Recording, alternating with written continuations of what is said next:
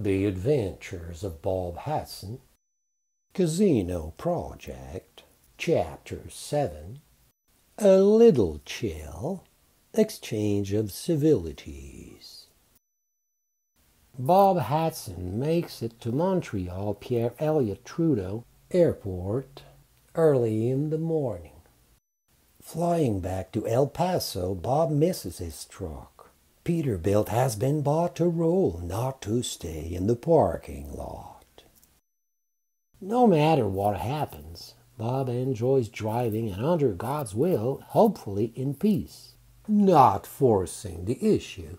We will take the time, Bob thinks, and under all considerations.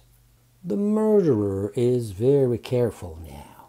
However, so easy to turn criminal. Verbal warnings are due. I'll try to explain some different alleys to dispatcher if he wants to listen, so he could surrender on action against Kate and make insurance pay for the accident.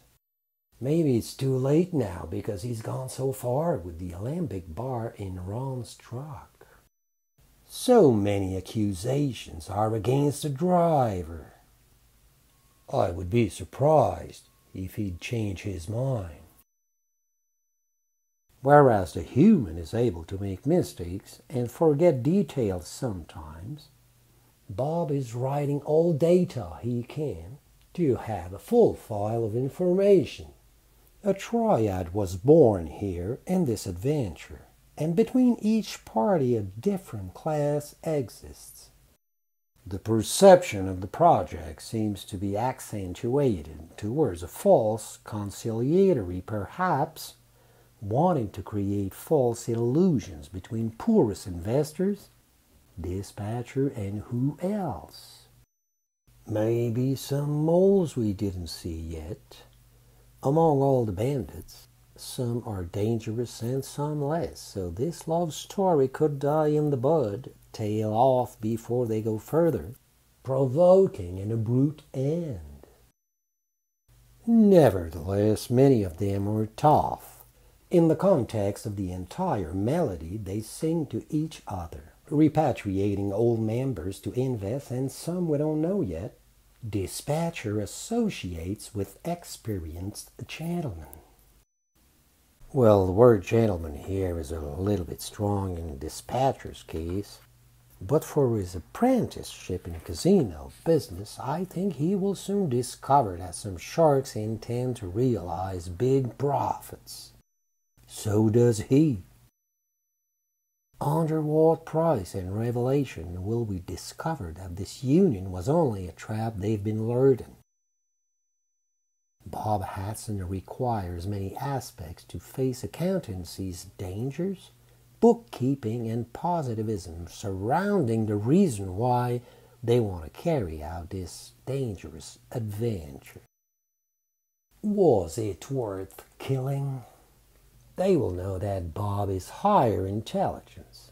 A needless slaughter is to join the pleasure to the money. Getting rich with violence stands in the corridor of intelligence, laziness, using unnecessary gestures. Bob is flying at 400 miles an hour up in the sky, stressing off. He enjoys the altitude because nobody would intend any criminal move in the plane, thinks he.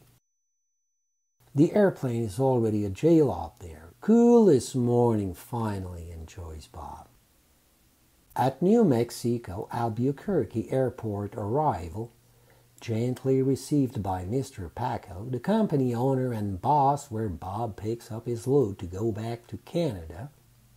Paco has some news for Bob, he says. Paco, driving Bob to his truck, talks about Ernie, his dispatcher from El Paso. Paco mentions that Ernie was talking with Mr. Dispatcher from Montreal on the phone this morning, and Ernie's temper changed, looking like he was afraid of the subject. Was there a reason, Bob? asked Mr. Paco. I did check the phone number, and I'm pretty sure he was talking with Dispatcher, says Paco. but the phone number didn't correspond with the one I have from dispatcher. His attitude was different when he quit conversation with him. Quite thoughtful he was looking, like he was walking on eggs, but finally seemed to be relieved. Okay, Mr. Paco, I'm going to drive back to Canada with this important load you've given to me. We had electronic stuff for federal government half load and the rest for private retail company. This load is worthwhile, very attractive to crime soldiers, confirms Bob. Actually, dispatcher could be interested in stealing this trailer, meaning I will pay attention to paths and every road I will engage on. Yes, Bob, Mr. Paco adds, and only you will know the itinerary. You don't tell me where you go, where you pass, and you don't say a word to dispatcher in Montreal. You are completely responsible for the merchandise in this van. It's under your insurance company if something happened. As you asked for, Bob. Perfect, Mr. Paco. This way all the attraction is there to pull the bear in its own trap. I will not tell you when I leave, so no time mentioned. However, if dispatcher calls you, you give him an approximate time when I'll be in Montreal. This way he will calculate my trip time if he's interested in stealing. He will send accomplices towards the cake then. I will be ready to receive them. You will have a companion with you to go across Texas, Bob, as an escort with his very well-equipped Ford Mustang. Your government asked for him, but after Texas you're on your own. There's a transponder in the trailer to locate it. Only your government can follow the trailer with the electronic company from Texas. From your federal government, Michael Pop from RCMP will follow the trailer, and from the electronic company in Texas, his name is Walt Bailey, as the GPS follower. Only and only these two men will know where the trailer will be. It's written on papers that I gave you where you will drop the trailer, or maybe you will wait at the unloading dock in Canada. Walt Bailey will give you inside orders about what to do once in Canada. So good luck and be very careful, Bob Hatson. This is a $1 million load declared at the frontier for $996,000. You know what you have to do now. Pay attention to all the girls. Sometimes we think women are clean, but for money they become crazy, just like any human wants to huddle in lovely arms. Sometimes between these arms there's a cold, trembling heart for convulsive frenzy. Only you this time, Bob, and I say only you, will be the master, insists Mr. Paco. I'm with you, Bob, said Mr. Paco, but not on the road. Good luck, and once this job done, I have another nice contract for you, Bob, if you're interested. Thanks, Mr. Paco. I understand a great collaboration here from you. I will do my best, and Bob Hatson will pay attention and deliver this important freight with precaution. No matter what will be on my way.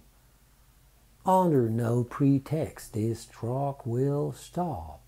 Before I leave, I'll choose my highways and filling stations. It is possible that I change my mind while I'm driving, just in case information would go out from GPS to some raiders who could follow me. Okay, Bob, don't tell me what you will do, please. Just do what you have to do. Thank you, sir. I appreciate it, Bob. America appreciates what you're going to do, Bob. Be careful. Once at his Peterbilt, Bob does an impressive mechanical inspection. Paco is witness. Bob starts the engine. He loves the concert from chrome exhaust pipes. Every time Bob smiles at the sound of his Hercules. The truck was in Bob's heart since he was a child. Attached to his machine and to transport, Bob gets a willing pleasure from the utmost importance he attributes to his mission. Bob hooks on a trailer at El Paso from an electronic company parking lot. He gets a bill of lading commencement from Walt Bailey to complete Paco's papers. "Dear master, after Texas, you're on your own, Mr. Hatson," said Walt. "Have a nice trip, and after the mission, hopefully we'll see you again. Your truck is wonderful, Bob. Very clean and seems to be in very good shape," remarks Walt. "Yes, sir. I will call you on phone once at destination," Bob adds. "Please no email contact, no text messages, and no telephone line during the trip." I know, Bob. I will respect the demands, and pronto you will be in Canada, the best it will be. I don't give you exact hours on this trip, sir. I said I will join you at the appropriate time. 10-4, Bob. Have a good one. We must take the time to measuring importance.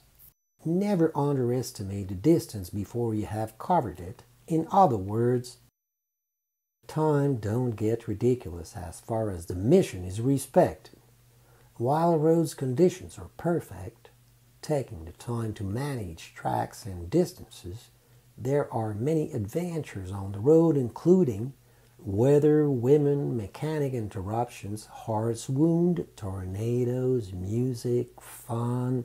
Ooh. Okay, let's be serious, quotes Bob.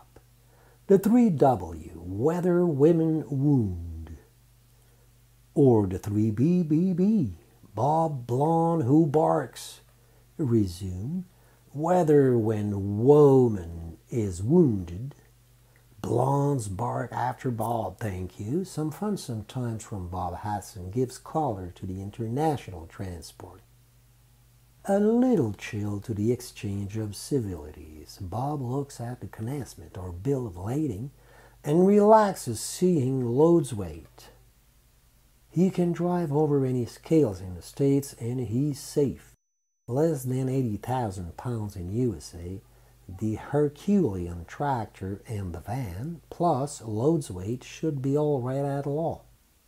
Trying to go too fast is like sculpting water.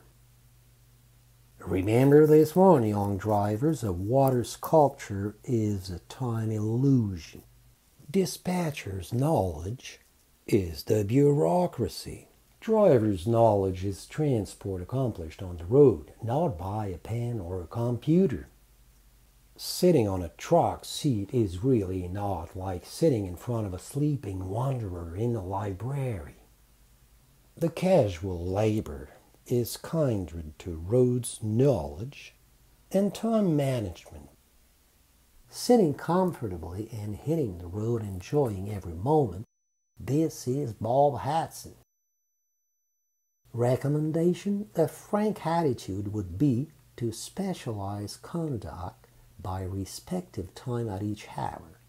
Atmosphere ability, thank you. This suggests under Bob's view that we should restrict our attention on driving shorter distances at a time, take a break and hit the road again. Fatigue kills. Escape from hours slaving gives wings to your truck. Keep this in mind. No accident, gaining time. No accident, transport quality. No accident, lifestyle. No accident, best mechanic.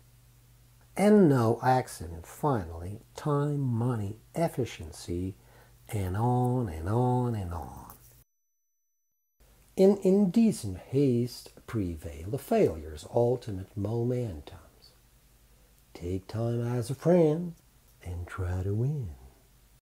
Bob Hatson.